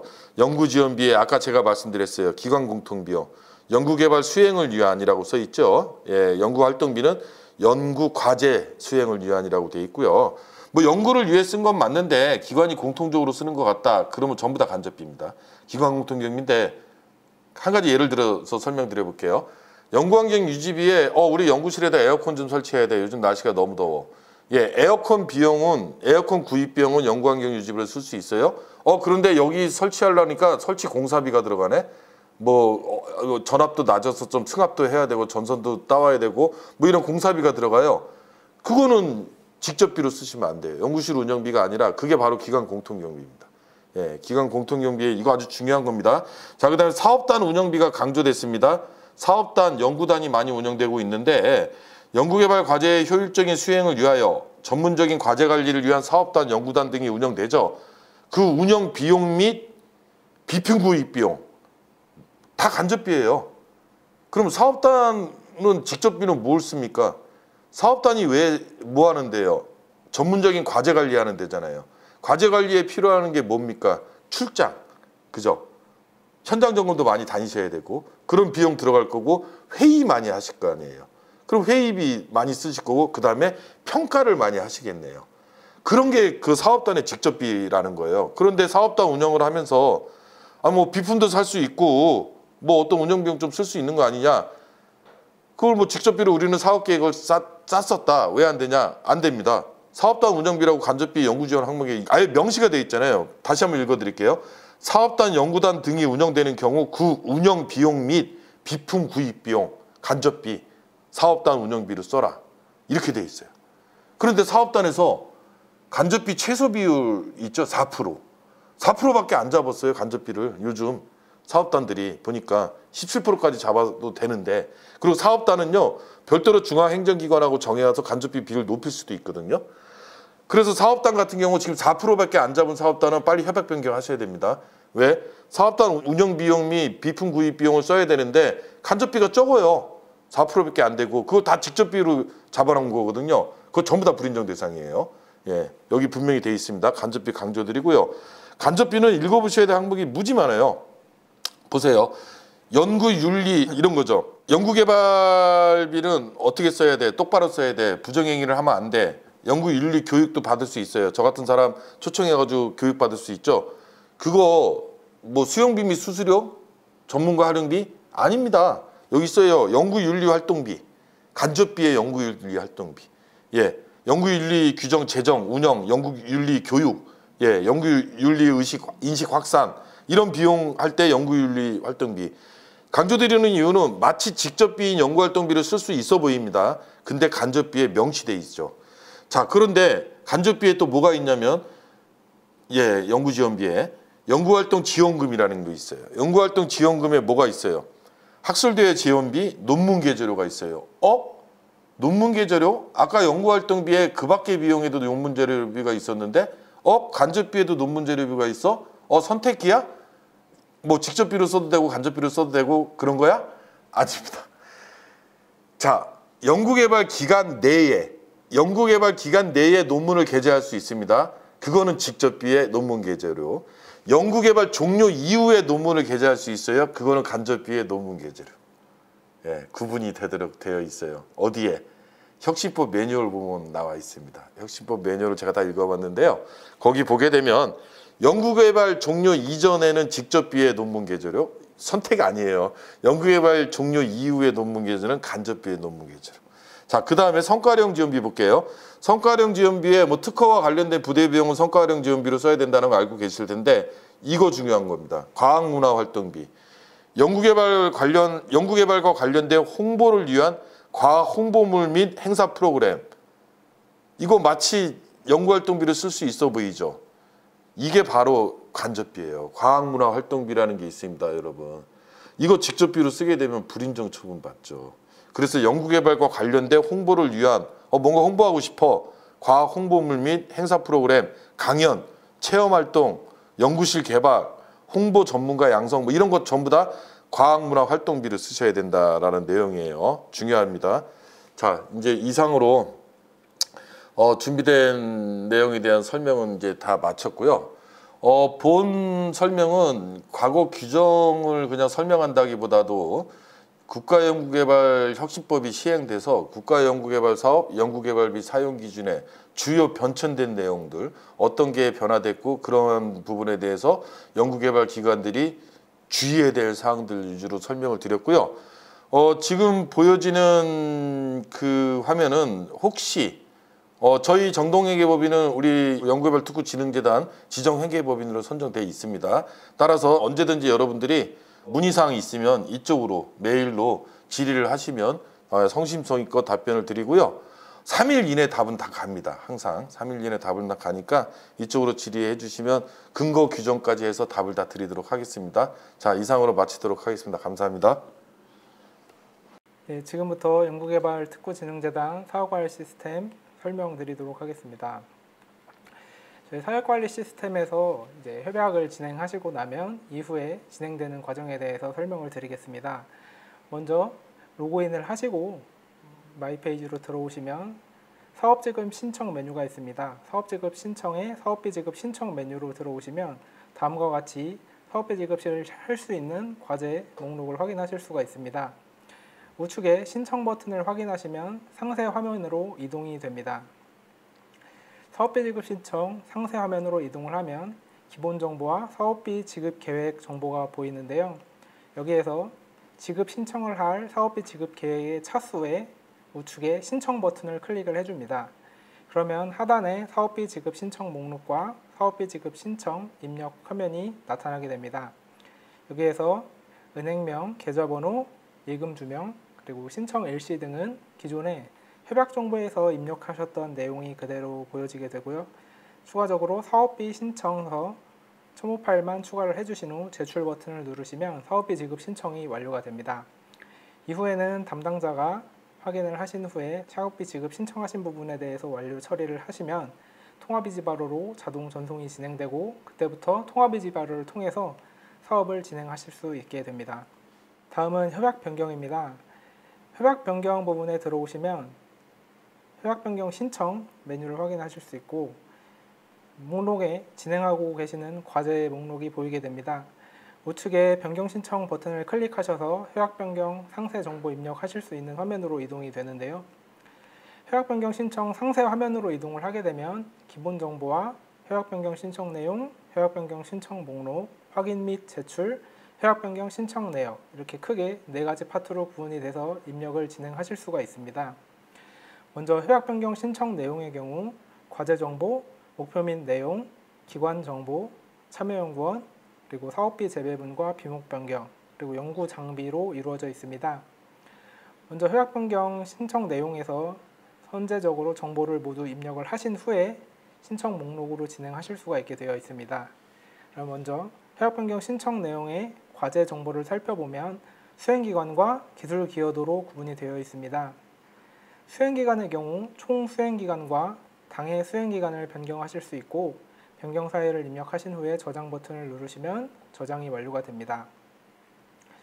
기술 기여도의 경우에는 총 1년차부터 5년차까지 5개년 연차에 대해서 기술 기여도를 변경을 진행하실 수가 있고 퍼센티지를 입력하신 후에 변경 사유를 입력하시고 저장을 하시면 저장이 완료가 됩니다. 다음은 목표 및 내용입니다. 목표 및 내용에서는 목표와 내용에 대해서 협약 변경을 신청을 하실 수가 있는데요. 목표에서는 최종 목표, 당해년도 사업 목표를 변경을 하실 때 해당 내용을 입력을 하시고 저장을 하시면 됩니다. 내용의 경우에는 당해년도 사업 내용, 당해년도 기대 효과에 대해서 변경을 하실 때 입력을 해주시고 저장을 해주시면 됩니다. 다음은 기관 정보입니다. 기관 정보는 기관 추가, 기관 변경, 기관 정보 수정, 책임자 변경, 실무 담당자 변경, 사업비 계좌 변경을 진행하실 수가 있습니다. 먼저 기관 추가 및 기관 변경에 대해서 설명드리겠습니다. 기관 추가의 경우 화면에 들어오시면 기관 정보의 경우에는 실제로 입력을 하실 수가 없게 회색으로 처리가 되어 있습니다. 그리고 빨간색 네모 버튼을 보시면 찾기 버튼이 보이는데요. 기관 추가 및 변경을 진행을 하셔야 될 때는 먼저 변경하거나 추가될 기관을 기업회원 가입을 진행을 해주셔야 됩니다. 그리고 나서 가입된 기관 회원을 이 돋보기 버튼을 통해서 찾는 과정을 거치고 그 찾는 과정에서 해당 기업을 선택을 하게 되면 그 해당 기업의 정보가 자동적으로 해당 칸에 채워지게 됩니다. 불러왔을 때 비어있는 필수 정보임에도 비어있는 경우에는 기관 회원으로 로그인을 하셔서 해당 필수 정보를 입력을 하시고 추후에 다시 기관 추가 및 변경 화면으로 들어오셔서 다시 찾기를 하시면 비어있는 정보가 실시간으로 불러와져서 저장이 되게 됩니다. 기관 정보를 추가하시고 나면 다음은 책임자 정보를 작성을 합니다. 책임자 정보도 마찬가지로 기관이 추가되거나 변경되는 책임자의 경우 개인 회원 가입이 필수이고 가입된 회원을 이름과 생년월일 성별로 찾을 수가 있습니다. 회원정보 확인 버튼을 통해서 책임자 정보를 검색을 하게 되면 이름, 생년월일, 그리고 과학기술인 등록번호를 저희가 시스템에서 보여줍니다. 생년월일과 과학기술인 등록번호를 확인하시고 해당 정보에 맞는 회원을 선택을 하시면 그 회원의 정보를 어느 정도 이 화면에 뿌려드리고 추가적으로 정보를 등록을 하셔서 입력을 진행해 주시면 됩니다. 그리고 실무 담당자의 경우 실무 담당자가 없는 경우에는 패스를 하시면 되고 실무 담당자가 있는 경우에는 시스템에서 실무 담당자의 경우에도 개인 회원 가입을 진행을 해주셔야 됩니다.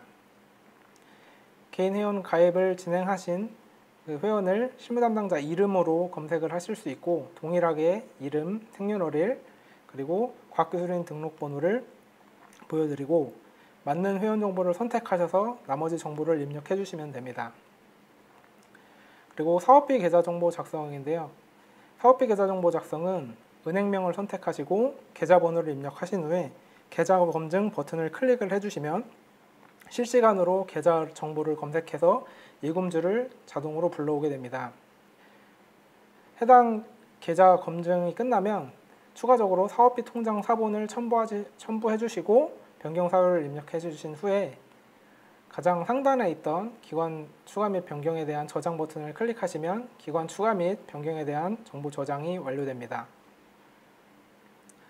다음은 기관 수정입니다. 기관 수정의 경우 기관 추가 및 변경과 동일하게 직접적으로 수정을 할 수는 없습니다. 빨간색 네모 박스를 확인을 해보면 기관 정보 수정을 원하는 경우 기관 회원으로 기관 정보 수정 후 동기화 버튼을 눌러주세요. 이렇게 되어 있는 부분을 확인하실 수가 있는데요. 마찬가지로 기관 회원으로 로그인 하신 후에 필수 정보들을 수정하신 후 다시 이 화면으로 접속을 하셔서 동기화 버튼을 누르시면 자동적으로 최신 정보로 동기화가 됩니다. 정보가 변경되는 정보가 모두 입력된 것을 확인하시고 난 후에는 저장 버튼을 누르시면 기관 정보 수정이 완료가 됩니다. 다음은 책임자 변경입니다. 책임자 변경이 있을 경우에 마찬가지로 변경될 책임자를 개인 회원 가입 진행해 주셔야 되고요. 개인 회원 가입된 책임자 이름과 생년월일을 검색을 해서 마찬가지로 생년월일, 과학기술인 등록번호를 확인하시고 클릭을 하셔서 데이터를 불러와 주시면 됩니다. 그리고 이후 추가적으로 정보를 입력하시고 저장을 하시면 책임자 변경 저장이 완료가 됩니다. 다음은 실무 담당자 변경입니다. 실무 담당자의 경우에도 실무 담당자 개인 회원 가입을 진행해 주시고 이름으로 개인 회원 정보를 검색하신 후에 선택을 하셔서 나머지 정보를 입력해 주시고 저장 버튼을 누르시면 실무 담당자 변경 저장이 완료가 됩니다. 다음은 사업비 계좌 변경입니다. 사업비 계좌 변경도 마찬가지로 은행명을 입력하시고 계좌번호를 입력하신 후 계좌 검증을 진행하셔서 예금주를 자동적으로 불러와서 입력이 되게 하고 후에 사업비 통장 사본을 추가하시고 저장을 하시면 사업비 계좌 변경 저장이 완료가 됩니다. 다음은 참여연구원 정보입니다. 참여연구원 정보는 참여연구원 추가, 인력 변경, 인력 정보 수정, 인력 삭제로 이루어져 있습니다. 먼저 참여연구원 추가 및 변경 부분에 대해서 설명드리겠습니다. 참여연구원의 경우에는 별도로 개인 회원 가입이 필요하지가 않고 생별과 생년월일을 입력해서 회원 정보를 확인했을 때 동일한 회원 정보가 있는지 시스템에서 검색을 하실 수가 있고 해당 정보가 맞는 회원을 클릭을 하시면 시스템에 들어가 있는 정보가 자동적으로 출력이 되게 됩니다. 나머지 필수 정보들이 맞는지 확인하시고 변경을 진행해 주신 다음에 인건비, 월급여, 현금, 현물 입력하시고 당인연도 참여기간을 입력하시고 저장 버튼을 눌러주시면 하단에 참여연구원 인건비 부분이 당해연도 참여 기간과 인건비를 기준으로 해서 자동으로 생성이 되게 되어 있습니다. 당해연도 참여 기간이 1년이면 참여연구원 인건비가 12개에서 13개가 자동으로 생성이 될 거고요. 그리고 월급여, 현금, 현물은 위에서 인건비로 입력하셨던 내용이 자동적으로 뿌려지게 되어 있습니다. 그리고 이 부분에 참여율 부분이 있는데요. 참여율의 경우에는 월별 참여율과 당해연도 참여율이 있습니다. 평균적인 참여율을 입력을 하는 것은 당해연도 참여율이고, 아래 인건비의 참여율의 경우에는 월 급여 기준으로 지급되는 현금과 현물의 합계 금액의 비율을 나타냅니다. 그래서 질문이 오는 경우에 참여율의 경우에는 별도로 수정을 하실 수가 없고, 월 급여와 현금, 현물 계산이 돼서 자동적으로 참여율이 확정이 돼서, 실질적으로 이 참여율을 변경하실 경우에는 급여 대비 현금, 현물 금액을 수정하셔서 상단에 참여율 재계산 녹색 버튼 이 부분을 누르시면 자동으로 참여율이 계산돼서 입력이 되게 되어 있습니다. 간혹 실제 지급되는 금액이 없는 경우에도 참여율이 있는 경우가 있습니다. 이런 경우에는 지급되는 현금, 현물을 0원으로 체크해 주시면 참여율을 변경을 하실 수 있게 시스템에서 지원을 하고 있습니다. 그래서 이 기능을 이용해서 인건비까지 모두 입력을 하시고 저장을 하시면 참여연구원 추가 및 변경이 완료가 됩니다. 다음은 참여연구원 삭제입니다. 참여연구원 삭제는 삭제할 참여연구원 내용을 확인하시고 삭제 버튼을 누르시면 참여연구원 삭제가 저장이 완료가 됩니다. 다음은 사업비 재배분입니다. 사업비 재배분의 경우 좌측에 변경 전 사업비 배분 내용을 확인하실 수가 있고요. 변경 후 우측 내용을 확인하실 수가 있는데, 좌측 사업비 재배분 내용을 확인하시고 우측에 새로 변경될 사업비 배분 내용을 입력을 해주시면 됩니다. 그래서 정부 출연금, 민간부담금, 현금, 현물, 지방비, 그리고 미지급 인건비에 대해서 입력을 해주시면 되고요. 이제 이 부분에서 총액의 변경이 있다면 비목 변경도 필수이기 때문에 사업비 재배분만 입력을 하시면 안 되고 비목 변경도 함께 입력해 주셔야 되는 거 잊지 않으시면 됩니다. 이렇게 사업비 재배분이 변경이 되고 나면 이 비목 변경 탭으로 오셔서 진행을 하면 됩니다. 사업비 재배분의 변경이 된 내용이 현재 사업비 비목 변경 내용에 반영돼서 보이실 거고, 비목 변경 버튼을 누르시면 비목 변경 상세 화면으로 이동을 하게 됩니다. 비목 변경 상세 화면으로 이동하면 상단에 실제 기관의 사업비 부분에 대해서 확인을 하실 수가 있고, 아래에는 비목 내용을 입력을 하실 수가 있게 변경 전과 변경 후 비목 내용을 보여드립니다. 변경 후 쪽에 이제 정보를 입력을 해주시면 되고, 쪽 입력을 하실 때 이제 간접비 부분에 대해서 질문이 많이 들어오는데요. 그래서 간접비의 경우에는 직접 인건비의 직접비의 퍼센티지가 정해져 있기 때문에 나머지 그러니까 직접비 부분에 대해서 입력을 하시고 간접비 금액을 입력하시면 우측 상단에 간접비 산정 비율이라는 부분이 있습니다. 금액을 입력을 완료하시면 간접비 산정 비율에 실제 지금 현재 간접비가 몇 %인지 실시간으로 보이기 때문에 이 부분 확인하시면서 간접비에 대해서 입력을 진행해 주시면 됩니다. 모두 입력하시고 금액이 맞게 된다면 저장이 완료가 되고, 이렇게 하시면 비목 변경 저장이 완료가 됩니다. 다음은 연구장비입니다. 연구장비는 보유장비 및 신규 구매 임대 장비에 대해서 관리를 할 수가 있고, 연구장비 추가, 연구장비 수정, 장비 삭제 이렇게 진행을 하실 수가 있습니다. 장비 종류의 경우에는 취득기관, 장비 취득 구분, 장비명, 구매 금액 등에서 대해서 입력을 진행하실 수가 있고, 관련한 규정은 연구장비 관련 규정을 클릭을 하시면 연구장비 관련 규정에 대해서 확인을 하실 수가 있습니다. 나머지 정보를 입력하시고 저장을 하시면 연구장비 저장이 완료가 됩니다.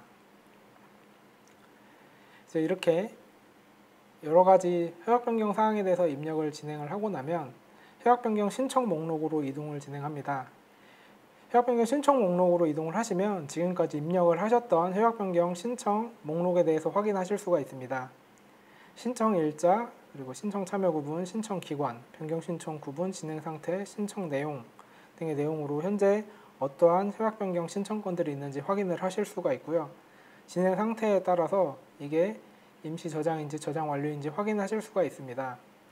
임시 저장 상태인 경우에는 일반적으로 참여기관에서 수정을 하고 있는 내용이므로 주관기관에서는 이 임시 저장인 경우에는 해당 내용에 대해서 수정을 진행하실 수가 없습니다. 그래서 만약에 임시 저장인 경우에는 참여기관으로 연락을 하셔서 저장 완료를 해달라고 말씀을 하시면 되고요. 저장 완료인 상태의 내용을 검토 및 삭제를 진행을 하실 수가 있습니다. 검토의 경우에는 협약 변경 신청 내역 입력했던 부분으로 다시 돌아가서 내용을 수정할 수 있도록 링크로 지원을 하고, 삭제를 누르면 협약 변경 신청했던 내용을 삭제해서 처음부터 재입력하실 수 있도록 지원을 합니다. 그리고 이렇게 목록을 확인하신 후에 좌측에 체크박스를 체크하셔서 확인 및 제출 이동 버튼을 누르시면 해당 협약 변경 사항을 제출할 수 있는 화면으로 이동이 됩니다. 여기서 주의하실 점은 저희 시스템에서는 통보사항과 승인사항이 구분이 되어 있는데, 통보사항은 통보사항끼리, 그리고 승인사항은 승인사항끼리만 확인 및 제출이 가능하신 것 유념하시면 될 것 같습니다. 확인 및 제출로 이동 버튼을 클릭하면 확인 및 제출 화면으로 이동이 되게 되는데요. 이번에 한 번의 건으로 묶어서 신청할 협약 변경 내역에 대해서 확인을 하실 수가 있습니다. 협약 변경 제출 대상을 내용을 확인해 보시면 이 변경 신청 구분 및 진행 상태, 신청 내용 등에 대해서 확인하실 수가 있고, 우측에 대상 삭제 버튼이 있습니다. 이번에 신청할 협약 변경 건인지 아닌지 전체 목록을 살펴보시고, 만약에 이번에 신청할 건이 아니라고 하면 대상 삭제 버튼을 클릭을 하시면 확인 및 제출에서 삭제가 되고 협약 변경 신청 목록으로 이동이 됩니다. 대상 삭제를 클릭해도 내용이 실제 삭제가 되는 것이 아닌 것 확인해 주시면 되고요. 내용을 확인하고 이제 실제로 제출할 내용이 확정이 됐다면 사업수행계획서, 협약변경 신청서, 그리고 주관기관 요청 공문을 추모 파일 추가하시고 제출을 하시면 협약변경 제출이 완료가 됩니다. 이후에는 담당자가 제출하신 협약변경 내용을 검토를 하신 후에 승인건이든 통보건이든 담당자가 확인 후에 시스템 협약 정보에 반영이 되고 통합이지바로로 자동 전송이 진행됩니다. 이 과정을 진행함에 있어서 이제 협약 변경 신청 내역에서 확인을 하실 수가 있습니다. 협약 변경 내역을 확인해 보시면 신청일자, 제출일자, 신청 참여 부분, 신청 기관, 변경 신청 구분, 진행 상태, 신청 내용 등을 확인하실 수가 있는데요. 여기에서 진행 상태를 확인하시면 담당자가 현재 확인을 했는지 안 했는지 아실 수가 있습니다. 먼저 승인의 경우에는 변경 내용이 승인돼서 실제 반영이 돼서 시스템이나 통합 이지바로에서 확인을 하실 수가 있고요. 반려의 경우에는 해당 내용이 반려됐기 때문에 시스템엔 적용이 되지 않은 상태입니다. 그리고 제출 완료의 경우에는 현재 담당자가 확인을 하지 않은 상태이니 별도로 추가적으로 빠르게 진행을 원하시면 오프라인으로 담당자에게 연락을 하시면 됩니다. 반려된 건에 한해서 우측에 재신청 버튼을 저희가 지원하고 있습니다. 재신청 버튼을 클릭하면 해당 내용을 복사해서 협약 변경 신청 목록으로 복사해 드립니다. 다시 협약 변경 신청 목록으로 돌아가셔서 검토 버튼을 누르시고 수정을 하신 후에 협약 변경 확인 및 제출로 이동해서 나머지 프로세스를 진행해 주시면 됩니다. 이렇게 협약 변경 신청 내용이 설명이 완료가 됐고요. 다음은 협약 변경 내역 조회입니다. 협약 변경 내역 조회는 진행했던 협약 변경이 어떻게 내역에 대해서 확인하실 수가 있는 부분인데, 변경 내역 버튼을 클릭하시면 상태 협약 변경 내역을 조회하실 수가 있고, 신청 일자 및 제출 일자, 신청 참여 구분, 신청 기관, 변경 신청 구분, 진행 상태, 신청 내용 등을 확인하실 수가 있고, 보기 버튼을 클릭하시면 상세한 정보를 확인하실 수가 있게 됩니다. 이것으로 사업관리 시스템 협약 이후 프로세스에 대해서 설명을 진행했습니다. 감사합니다.